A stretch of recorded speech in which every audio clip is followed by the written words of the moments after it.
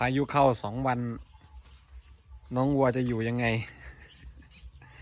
ต้องทำใจครับเพื่อนๆสถานการณ์แบบนี้พี่น้องเกษตรกรคนเลี้ยงวัวก็ต้องปรับนะครับ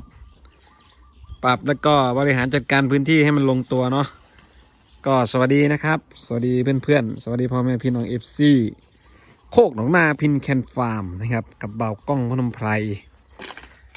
หลังจากที่พายุฝนเข้าอำเภอพนมไพรจังหวัด101นะครับตำบลโพชัยมา2 วันนะครับ15-16นะครับวันนี้ก็20,000งัวบดอคอกครับก็เลยพาลูกน้องผ่อนคลายนะครับหลังจากเสร็จภารกิจงานประจำเอาเปิดคอกให้ลูกน้องได้ผ่อนคลายอารมณ์จักหน่อยนั่นระวัง2 มื้อที่ผ่านมางัวยืนคอกอย่างเดียวเลยนะครับก็ไม่ได้ออกไปไหนนี่เจ้าธันวาขี้ท้องปุ้งก็เลยว่าเอามีเวลาชั่วโมงกว่าๆยาบักเผาคนได้ไหนไม่บักเผางัวมีเวลา2 มื้อครับพี่น้อง2 มื้อพอนะชั่วโมงหนึ่งครับก็เลยเอาเห็นน้องยืนคอก5 ตัวที่อยู่ในฟาร์มเห็นยืนคอกอยู่กะสงสารเปิดคอกมาให้เขาเลยแท่เล่มหญ้าอยู่หน้าคอกที่เบ้ากองในเกินเนาะว่าเฮามีซ้ำหนีเนาะเขาเลี้ยงมาหลายเฮากับบริหารจัดการเอางัวนะครับแต่ก่อนกับพื้นที่ด้านหลังก็จะเป็นปลูกผักปลูกต้นไม้ปลูกผักแต่พอเฮาเลี้ยงงัวเฮาก็ตัดสินใจไม่ได้ทำอะไรก็จะปล่อยไว้สำหรับนี่แหละพี่น้องสถานการณ์ฉุกเฉินแบบนี้แหละสถานการณ์ฉุกเฉินมองเวลางัวบ่ได้ออกคอกนะครับกะให้งัวได้แท้เล่มผ่อนคลายอารมณ์ไป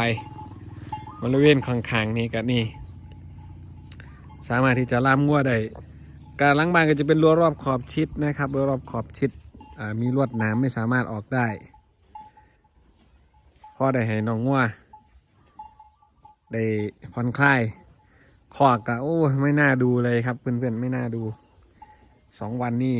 รู้สึกว่าคอกนี่จะเละมากนะครับเละขนาดอยู่ทั้งฟาร์มเฮานี่รักษาความสะอาดแบบเต็มที่นะครับนะแต่ก็บ่สามารถที่จะทัดท่านพายุที่เขามาได้นะครับเกษตรกรผู้เลี้ยงงัวก็จำเป็นที่จะต้องปรับเปลี่ยนการเลี้ยงวัวตามสถานการณ์งัวออกคอกบ่ได้ตื่นเช้าเราก็ต้องรีบไปหาหญ้าแล้วก็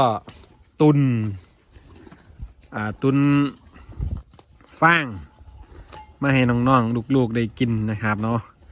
แม่สีนวลก็ยังไม่ได้ขึ้นยังไม่ได้กลับสัตว์เลยลูกก็จะ5 เดือนแล้วแม่สีนวลก็ยังไม่กลับสัตว์จันแดงนี่นิสัยบ่ดีว่ะมักส้นน้องไหมเดี๋ยวกัดโดนซะเลยนั่นครับผลผลิตเลี้ยงมา2 ปีสิงหานี่แหละ2 ปีก็ได้ผลผลิต2 ตัวถามว่ายาวนานไหมก็ยาวนานนะครับสำหรับวัวบาร์มันถ้าเป็นพวกวัวไทยกลางเนี่ยก็จะให้ลูกทีเนี่ยแต่บาร์มันลูกผสมเนี่ยก็จะให้ลูกห่างนิดนึงนะครับ6 เดือนแล้ววัวท่านในกับสัตว์อยู่กะบ่เป็นยังครับพี่น้องเฮาถือว่าเฮาก็ยังมีผลผลิตอยู่แต่ว่าเฮากับบ่ได้ซีเรียสว่าจะต้อง1 2 3เนาะกับสัตว์เร็วหรือว่าเพราะเฮาบ่ได้ลงทุนนะประกอบกับช่วงนี้มันลงทุนไม่ได้เพื่อนๆมันลงทุนไม่ได้การเลี้ยงวัวในสมัยนี้ยุคนี้หรือว่าสถานการณ์แบบนี้ลงทุนไม่ได้ครับหัวอาหารเสริมแบบนี้มันไม่ได้ครับเพราะว่ามัน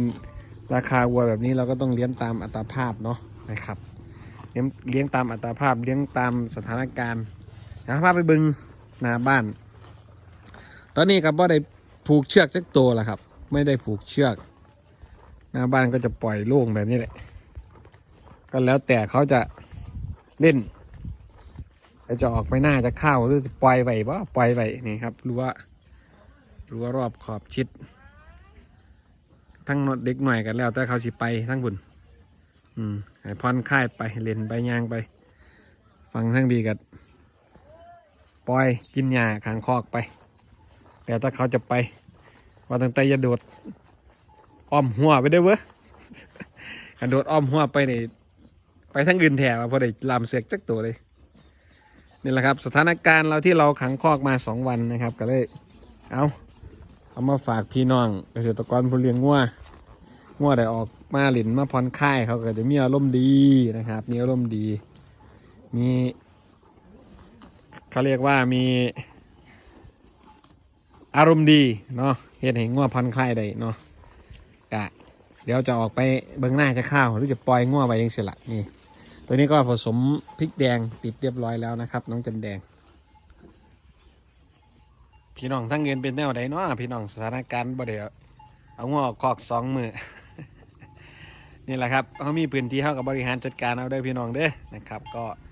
เป็นกำลังใจให้กับพี่น้องเกษตรกรคนเลี้ยงวัวแล้วก็คนทำเกษตรโคกหนองนานะครับ